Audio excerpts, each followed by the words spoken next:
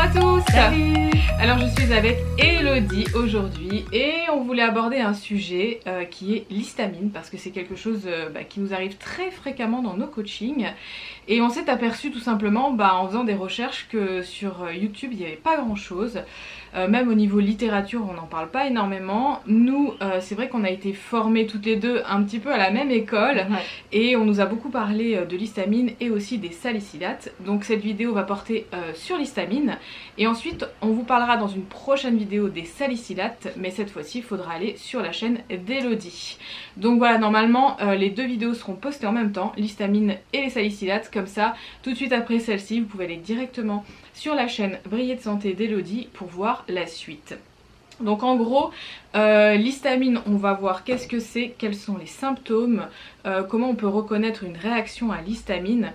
Personnellement, j'en ai fait les frais quand j'étais adolescente parce que j'avais beaucoup de réactions et on me disait tout le temps tu fais des allergies aux acariens, des allergies à la poussière, donc j'éternuais pour le moindre truc. Et c'est vrai que mon alimentation était énormément basée sur du blé et des produits laitiers et des produits transformés, des produits, des charcuteries, etc. Enfin bon, tout ce qu'il faut pas quand on va créer une intolérance à l'histamine. Donc à la base, de toute façon, il faut savoir que à partir du moment où on a un intestin qui est fragilisé, poreux, qu'on a des symptômes comme des ballonnements, etc., on peut avoir une intolérance à l'histamine. Et on va voir comment ça se déroule. Elodie, elle nous a pris plein de notes pour rien qu'on oublie. Parce que c'est un sujet, c'est quand complexe, même, quand même. C'est quand même assez complexe à faire comprendre. On va essayer de le faire le plus simplement possible. Et puis la seule chose qu'on peut faire dans ce type de problématique, c'est un régime d'éviction. Le but c'est bien sûr après d'arriver à manger de tout, mais c'est vrai qu'au début on peut faire un petit peu d'éviction pour calmer tous ces phénomènes inflammatoires, parce que de toute façon l'histamine va générer de l'inflammation. Donc je te laisse prendre la suite, Elodie, et vraiment nous expliquer en détail parce que c'est compliqué. C'est vrai qu'on en parle très peu aussi, donc, et pourtant il y a beaucoup de personnes qui sont en effet réactives. Bon, l'histamine, déjà on va voir un peu ce que c'est. Donc ça fait partie des groupes des amines. Donc c'est une substance en fait qui est naturelle. On croit souvent que c'est peut-être quelque chose qui est... Alors on peut la trouver dans les aliments, mais notre corps la produit aussi. Et donc on va la trouver principalement, comme tu le disais, dans les produits qui sont transformés, qui sont reposés, qui sont affinés, tout ce qui est fermenté aussi, même dans les probiotiques par exemple. Donc on croit faire du bien à notre corps et parfois ça peut faire des dégâts en fait. C'est pour ça que parfois il y a des personnes qui disent j'ai le syndrome du côlon irritable, j'ai un SIBO, j'ai ci, j'ai ça. Pour repeupler, je vais prendre des produits fermentés, des bocaux fermentés, du kombucha, du kéfir, des levures, des choses comme ça pour repeupler, etc. Et en fait l'état empire. Donc on va voir que forcément c'est pas la bonne solution, même si oui à terme ça serait bien de repeupler un petit peu l'intestin, mais tant qu'on a une intolérance à l'histamine, ça va être compliqué. En fait, c'est un peu le chien qui se mord la queue, c'est-à-dire que on a un intestin irritable, on veut le soigner, on prend des probiotiques, des prébiotiques, des choses comme ça, mais en fait, on fout le feu encore plus. Mais même finalement, les régimes, les modes d'alimentation pour guérir la paroi intestinale sont riches en histamine.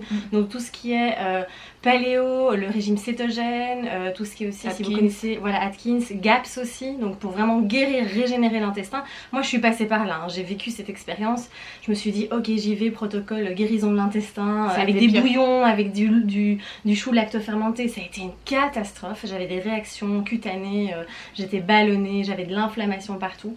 Et donc, en fait, je me suis rendu compte après que c'était à cause de l'histamine. Donc, voilà. Après, on peut très bien ne pas être intolérant à l'histamine et puis en manger trop dans la journée et du coup créer une inflammation et une réaction à l'histamine. Il y a aussi le trop. C'est l'accumulation. C'est l'accumulation. Le corps en fait n'arrive plus à les évacuer et donc cette accumulation d'histamine dans le corps, ça crée des réactions en chaîne, phénomènes inflammatoires, mais on va voir un petit peu plus en détail. Ici on va voir aussi un peu les fonctions, à quoi sert l'histamine, puisqu'elle est présente naturellement dans notre corps aussi, elle fait partie de notre fonctionnement. Et donc en fait l'histamine, elle est là un peu pour réagir en cas d'invasion de l'extérieur, donc elle va détruire ces substances étrangères qu'on a dans le corps. Elle va aussi être libérée lors des réactions allergiques. Donc il y a vraiment une réaction en fait, une réponse immunitaire de l'organisme. Donc elle est utile hein, évidemment. Donc très souvent les personnes qui sont allergiques par exemple, qui ont beaucoup d'allergies, il y a quand même cette réaction, ce mauvais métabolisme aussi de l'histamine dans le corps. Et puis l'histamine c'est un neurotransmetteur aussi. Et donc c'est important d'en avoir, on en a besoin. Et donc ça va permettre de gérer le système digestif, le système hormonal aussi, et de combattre les infections. Et en fait c'est vraiment passionnant parce que l'histamine en fait va créer une réponse inflammatoire qui va dilater les vaisseaux sanguins. Et ce qui va permettre aux globules blancs d'atteindre plus facilement les virus, les infections et autres. Ça va aussi réguler la température du corps, donc c'est très important aussi pour ça. Alors l'histamine est présente aussi dans les sucs gastriques, c'est pour ça que souvent quand on a cette intolérance à l'histamine, il y a des reflux gastriques, il y a des gros problèmes aussi au niveau de la digestion.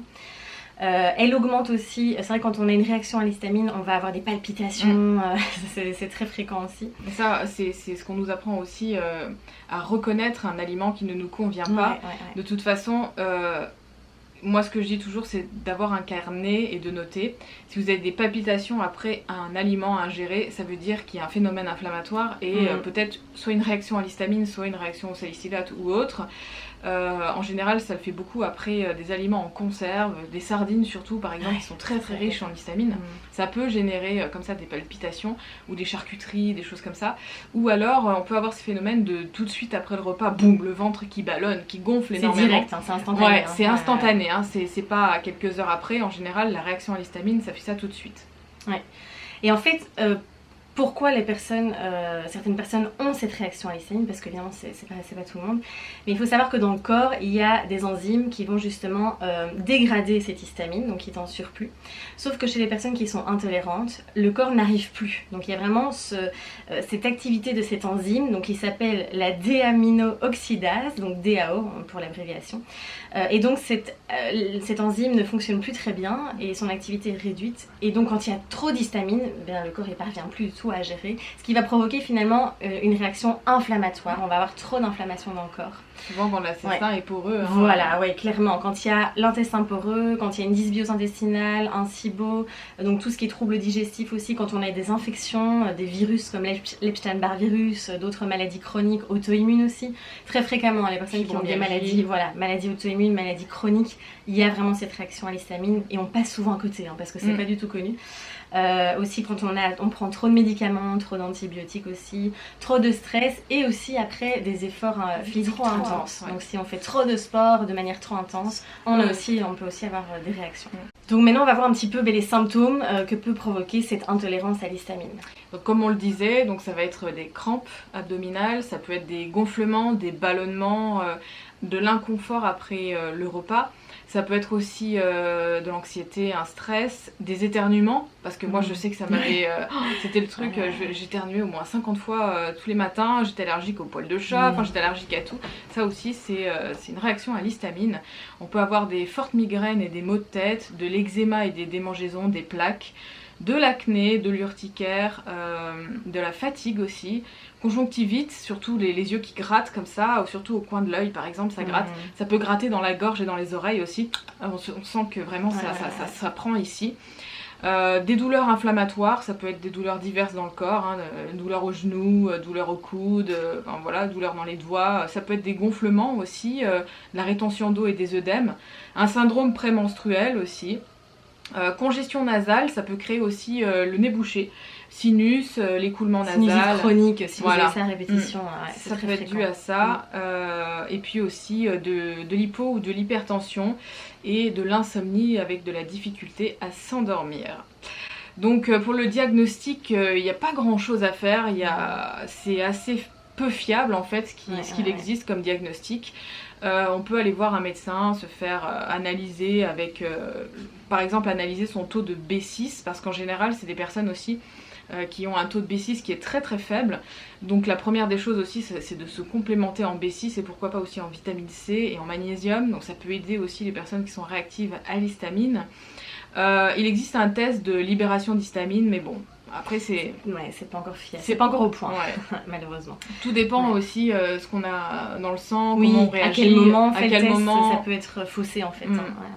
Et donc la seule chose pour éradiquer un petit peu ça au début, c'est tout ce qui est éviction et bien sûr réparer la paroi intestinale parce que c'est la base, et à partir de ce moment-là ça ira mieux, on réagira beaucoup moins à l'histamine et on pourra en tolérer une plus grande quantité dans la journée. Mais il faudra les réintégrer vraiment petit à petit. Hein. Et puis c'est important aussi de soutenir le foie, par exemple le chardon-marie aide énormément en douceur, mais le foie, parce que quand il y a une réaction vraiment à cette histamine, souvent il y a un foie qui est soit engorgé de toxines ou qui son activité est assez faible aussi, donc c'est important de le soutenir pour éliminer cette intolérance à l'histamine. Alors le régime d'éviction, on va le faire entre 1 et 3 mois, tout dépend...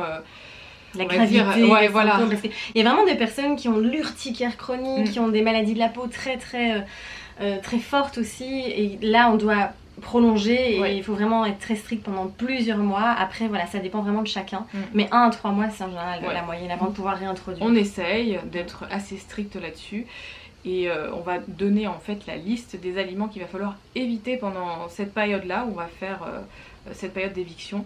Donc déjà l'alcool, ça, tout ce qui est vieilli de manière générale, tout ce qui a fermenté, que ce soit le miso, le tofu lacto-fermenté, les olives, les cornichons, enfin tout ce qui est vieux, qui a fermenté dans des pots, qui a créé en fait des bactéries au final. Voilà. On va juste éviter ça. Tout ce qui est chou lacto-fermenté, la choucroute, c'est hyper réactif comme produit. Ça peut être très très bon en fait dans certains cas, mais dans d'autres ça peut l'être beaucoup moins. Les fruits, notamment les agrumes et le citron, on va éviter les fruits de manière générale trop mûrs, qui ont trop traîné, on va dire, même les légumes aussi qui ont traîné trop longtemps. Il faut que ce soit des aliments hyper frais. Il faut pas oublier aussi qu'on a la catégorie des aliments qui sont riches en histamine, et puis il y a d'autres aliments qui vont libérer l'histamine. Donc voilà, donc c'est pour ça qu'on se retrouve avec une liste quand même qui est assez longue. C'est-à-dire qu'une banane, elle va être moyennement en histamine, mais plus on va la laisser mûrir et plus elle va libérer de l'histamine. Et les poissons, les viandes, etc., de base, ils sont pas trop riches en histamine, mais plus on va les laisser sur l'étalage, par exemple, les poissons trop longtemps, ils vont libérer beaucoup d'histamine et après ils vont s'intoxiquer en fait comme ça.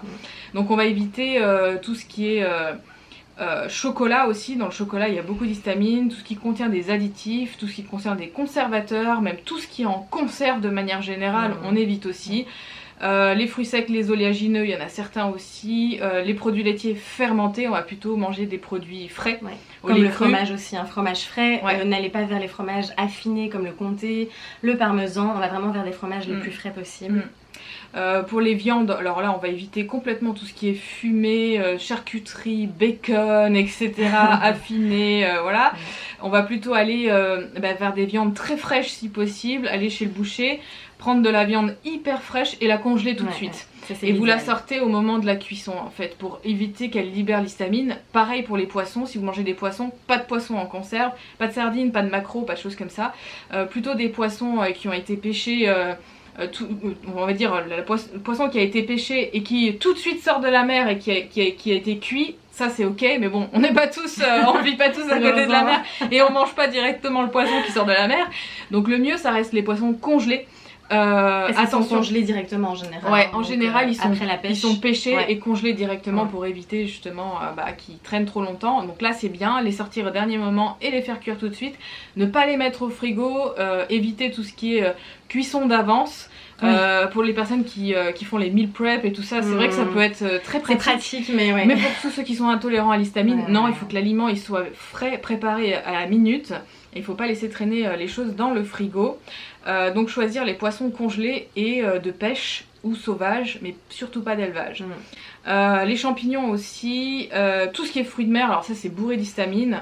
Les épices aussi, il y a beaucoup d'histamine, le thé, la tomate, tout ce qui est levure, vinaigre, cuisson trop longue aussi, donc préférez les cuissons à basse température et tout ça. C'est vrai que c'est génial parce qu'on garde tous les nutriments, mais là ça se charge en histamine, donc on réagit très fort. Vaut mieux des wok, des cuissons très rapides, très vite faites.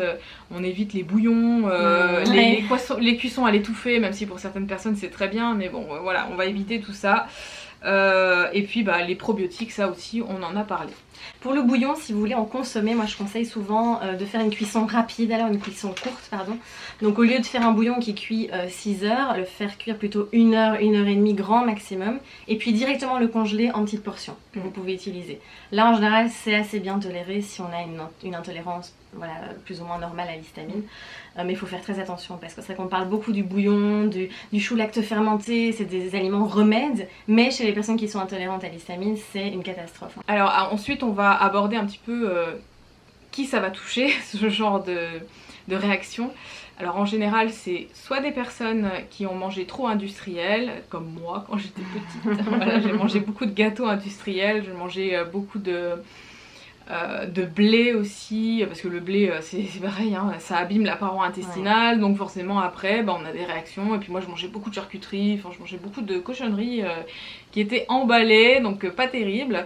Ensuite on a vu aussi des réactions qui se sont réveillées à cause de certains régimes alimentaires ou des régimes d'éviction. Donc déjà premièrement le régime cru, hein, donc voilà, parce que ça abîme tellement la paroi intestinale de manger cru, voilà, que là du coup on va être intolérant à l'histamine, ou on va créer des intolérances alimentaires à cause de ça.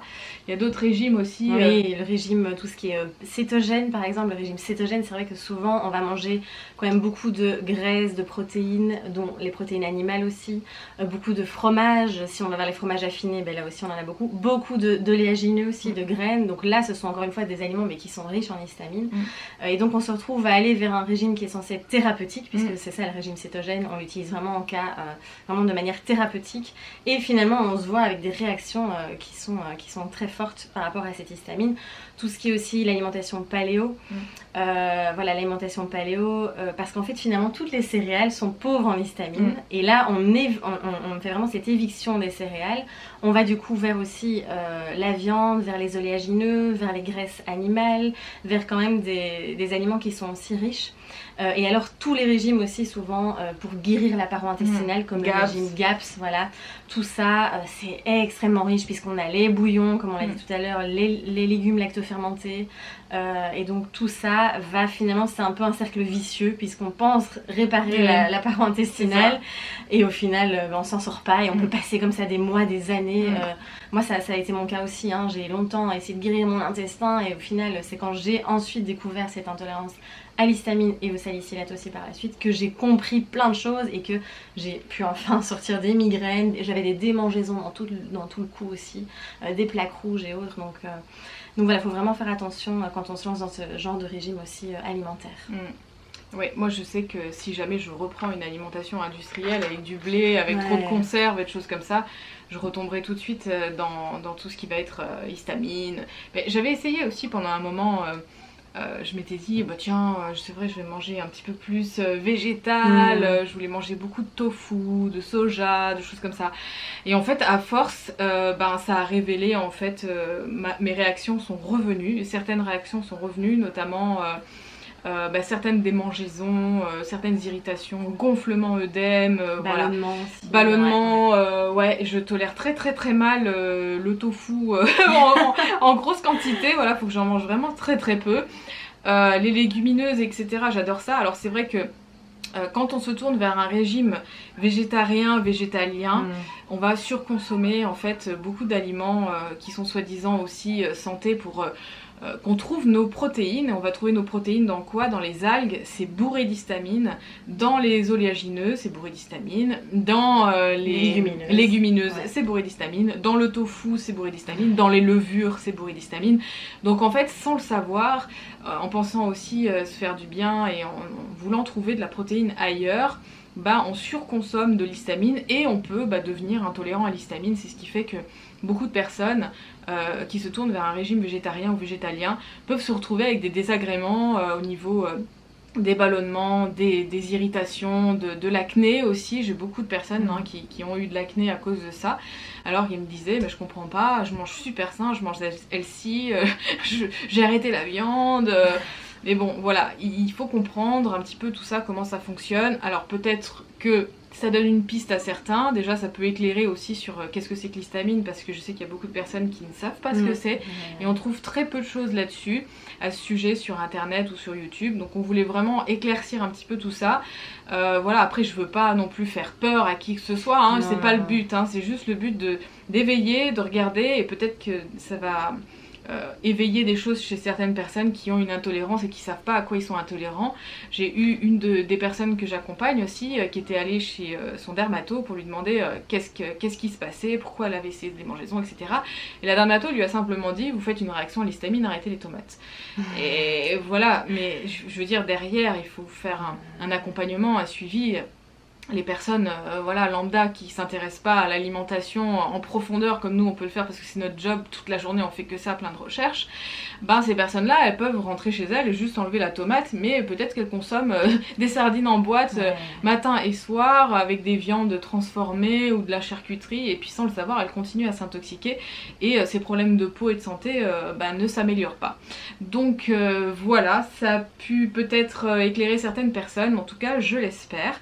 On se retrouve très bientôt, et de toute façon Elodie, maintenant on va faire une vidéo sur les salicylates que vous allez retrouver sur sa chaîne. On vous dit à très bientôt, on fait de gros bisous, ciao. Salut à toi. Salut. C'est Pierre et Céline. Alors on voulait juste te prévenir que tu as droit à 1 heure de formation gratuite pour apprendre à régénérer tes intestins. Alors c'est juste ici, tu as juste à cliquer et tu vas recevoir ta formation gratuite. Allez, ciao ciao. Ciao.